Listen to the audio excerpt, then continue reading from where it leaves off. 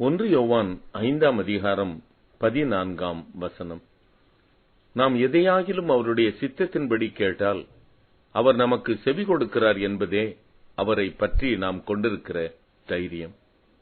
பிரியமானவர்களே, அவருடைய சித்தத்திற்குள் நாம் எதை கேட்டாலும் கர்த்தர் செவி கொடுக்கிறார். அப்படியென்றால் அவருடைய சித்தம் என்ன? அவர் சித்தத்தை எப்படி அறிவது?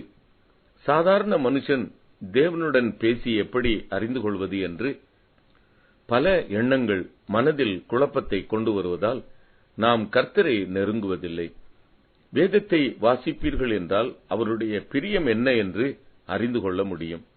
ஒரு குஷ்டரோகி ஆண்டவரிடத்தில், உமக்கு சித்தமானால் என்னை சுத்தமாக்க உம்மால் ஆகும் என்று சொல்லுகிறான்.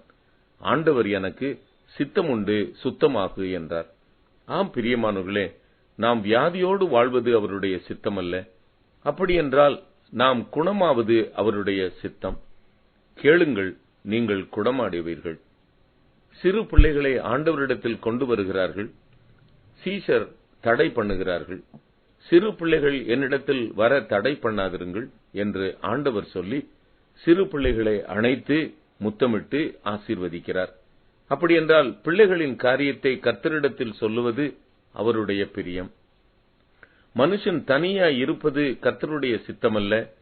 ஏற்ற துணையை கர்த்தரிடத்தில் கேட்பது அவருடைய பிரியம். கடனுடன் பற்றாக்குறையில் வாழ்வது அவருடைய சித்தமல்ல. நாம் அனுபவிக்கிறதற்கு சகலவித நன்மைகளையும் சம்பூரணமாய் கொடுக்கும் ஜீவனுள்ள தேவன் மேல் நம்பிக்கையாயிருங்கள். நம்முடைய குறைவுகள் எல்லாவற்றையும் நீக்குவார். மனைவி சொந்த புருஷர்களுக்கு கீழ்ப்படுகிறதுதான் தேவசித்தம். கணவன் மனைவி மீது அன்பு கூறுவதுதான் தேவசித்தம். பிள்ளைகள் பெற்றாருக்கு கீழ்ப்படிவதுதான் தேவசித்தம். பெற்றோர்கள் பிள்ளைகளை திடனற்று போகாதபடி அவர்களுக்கு கோபமூட்டாமல் இருப்பதுதான் தேவசித்தம். இப்படியெல்லாம் வாழ்ந்திருந்து நாம் கேட்கிறவைகளை எல்லாம் பெற்று மகிழ்ச்சியாய் வாழுவோம். ஜெபம்.